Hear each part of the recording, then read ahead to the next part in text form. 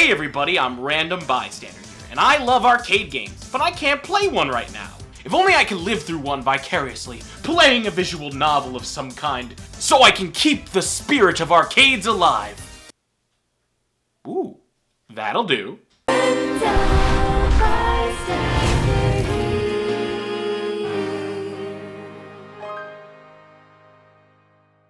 Has anyone been to a classic arcade? And I don't mean the stuff you see at the beaches and boardwalk. I mean actual, virtual, playing burger time with a stack of quarters on a machine arcade. I had the chance to actually visit an actual retro arcade in New Jersey before the pandemic happened. And it was a lot of fun playing these classics for the first time. Q*bert, The Simpsons game, Pinball, Punch-Out!, the original Punch-Out! It was so cool! And while it was a short time, it truly was a pleasure playing those games. In fact, it reminded me of that time whenever I played the game Arcade Spirits. I don't usually play visual novel games too often. I only kind of played 3. Coffee Talk, which I made a video about as well, was a game with visual novel elements but mostly focused on coffee making gameplay. I also played Men of Yoshiwara for the Random Switch game video.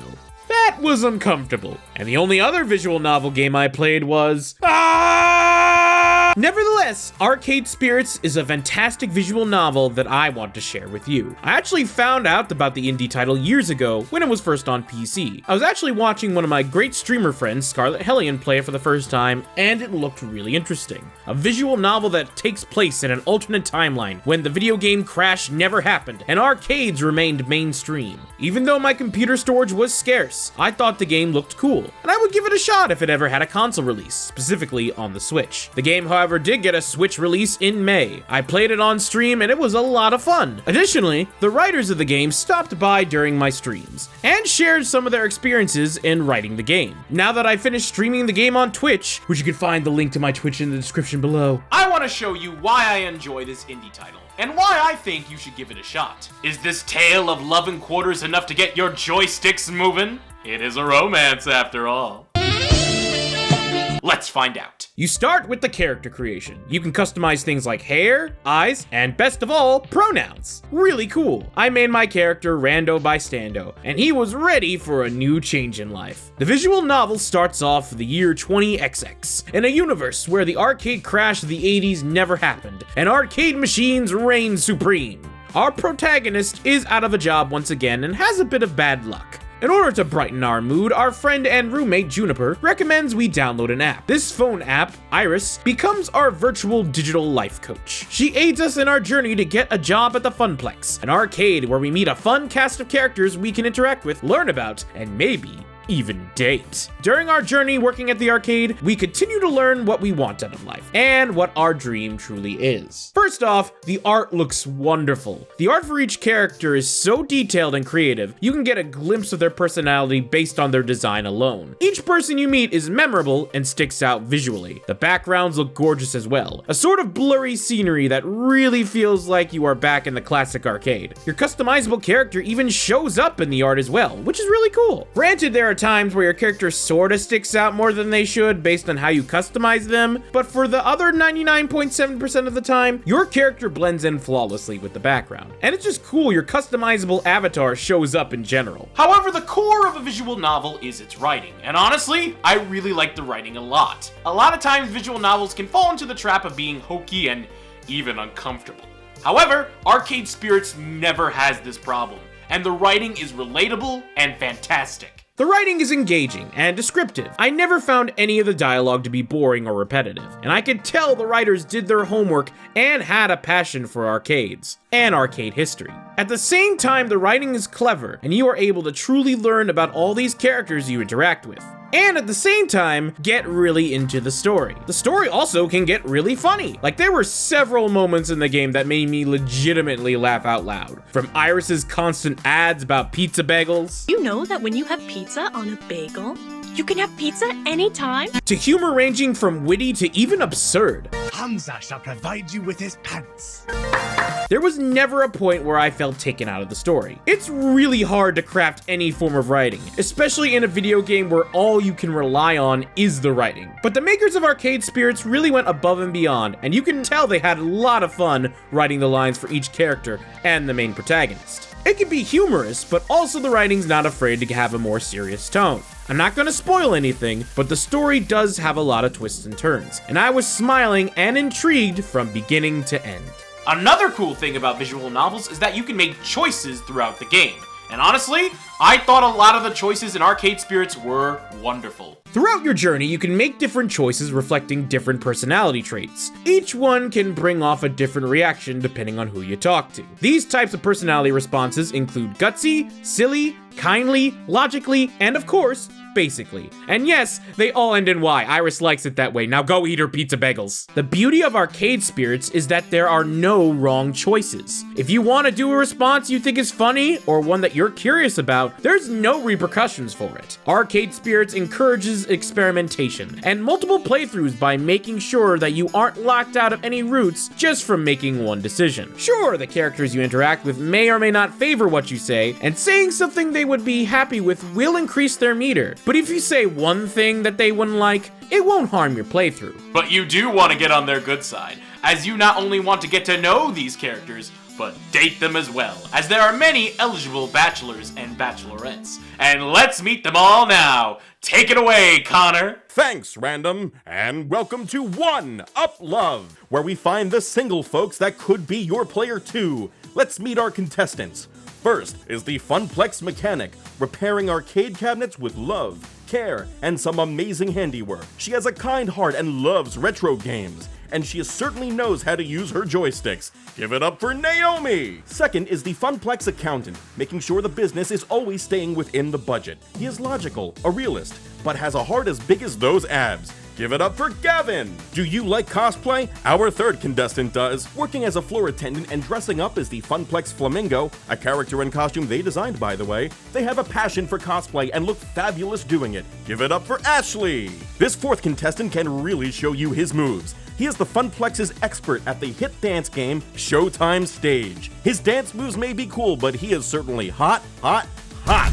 Give it up for Teo! Our fifth contestant is a full-time streamer in the making. With her fire-like spirit and expert fighting game skills, she's not afraid to rip you a new one and dominate the playing field. Give it up for Queen Bee! Our sixth contestant is a regular at the Funplex. While he works to invest, he loves the game Mr. Moopy's Magic Maze and dreams of achieving the world record of 3.75 million points. He practices every day so his skills are sharp, and he has a dad bod to die for. Give it up for Percy! And finally, our childhood best friend and roommate we've known for years. It may be tricky to unlock her heart, but she truly is a work of art, just like the art she creates. Give it up for Juniper! Who will you choose? We'll find out after this word from our sponsors. Don't go anywhere! I have sponsors? So yeah, you're able to date these characters as you learn more about them. In my personal playthrough on Twitch, I went with Naomi, as she was kind and smart and enjoyed retro games. What's not to love? In my playthrough that I made for the recording, I decided to go with Ashley, and the scenes I experienced really showed off their character. And I even learned a new thing or two about them. You really want to get to know these characters to see what happens when you get close to them. Not only that, but each character, both dateable and not dateable, have voiceovers for their lines. Not for every line, of course, but for a lot of the important moments. And the voice actors do a really good job at their performance. You have a variety of voice actors too, from voiceover veterans to content creators, to even cameos like Graham Stark and Jacob Burgess from Loading Ready Run. You even have Stephanie Sheh, I'm sorry if I butchered that, as Naomi. Yeah, you heard me right. Naomi is voiced by Sailor Moon. I'm serious. Look it up. Naomi is Sailor Moon. Anyway, I'm Naomi Fairchild, the Funplex's techie. Usagi Tsukino, and I'm a 14-year-old middle school student. Regardless, the characters in this visual novel are fun, relatable, and help progress the story depending on what path you take. And if you aren't into virtually dating a visual novel character, you don't have to. Even though the game offers 7 different potential partners, if you want to do a friendship-only route, you're more than welcome to. Even if you're single, the story is yours to choose. Depending on who you choose to spend your time with, however, you'll learn about certain characters, their quirks, what they like, all while still maintaining your story of following your dream. Now granted, the game is not perfect. There are some occasional bugs with transitions and a few minor things, but the team at Arcade Spirits are updating the game constantly. Even when recording gameplay footage footage for the review. They added little neon icons that would appear over a character depending on how they were feeling. It's a nice little touch. It works in Animal Crossing, and it works here. You could tell they really have a passion for this project, and arcade games in general. You see this through the concept art, where you see a lot of the art for the game, which you can unlock as you play it. You see it through all the arcade references they have to other famous games that they can't quite say because of copyright reasons. But the coolest thing they did, something they totally didn't have to do, was make an entire section where you can find out how arcade cabinets are made and make one on your own. There's a documentary section where Naomi teaches you how to build your own arcade cabinet. It's completely optional, you can go through the whole story without it, but it's a lot of cool tips if you are seriously thinking about making your own arcade game happen. I mean, it's mostly general tips, not a step-by-step guide, but they really did their homework with this section. I watched most of it, and every tip seemed informative, and the presentation of having Naomi and other characters in the game show up to give you their thoughts was a nice cherry on top to this game. Although I'm not sure I'm going to try building an arcade game anytime soon. Oh boy, I wonder where these wires go. Overall, this is a relaxing and comfortable visual novel to play. This tale of love and quarters is an entertaining read that I think you should experience, especially if you are a fan of visual novels and or classic arcade machines. The devs in this one are a fantastic bunch too, and I truly thank them for stopping by to watch my streams. Them being so kind is one of the reasons I wanted to make this video, and I hope to support their projects in the future. If you want to support them, they have their game not just on Switch, but all consoles and PC. Whatever you choose, I truly adore arcade spirits, and it really is a gem in the visual novel genre. A game like this is worth more than all the quarters in the world. Thank you for watching, everybody. And so, Random Bystander here concludes his review of Arcade Spirits. What will he do next? Tune in next week to find... I'm Random Bystander here, and I'm in the mood for some pizza bagels. This video is sponsored, but not actually sponsored, by Pizza Bagels. When you have pizza on a bagel, remove the daily hassle of choosing between pizza or a bagel with Pizza Bagels. Buy one bagel of pizza and get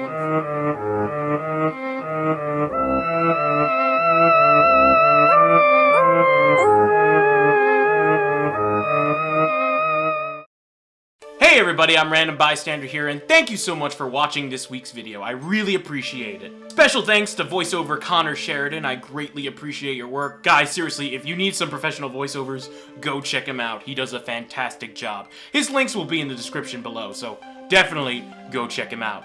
If you like what you saw, feel free to like, comment, and even subscribe. I would really appreciate it. It really helps out the channel. I also stream on Twitch 3 to 4 days a week, so if you want to watch me on Twitch or check out my other social platforms on Twitter, Instagram, and TikTok, feel free to follow the links on the description below. Greatly, greatly appreciated. Thank you so much for watching all the way to the end. It really means the world to me, and I'll see you all in the next video.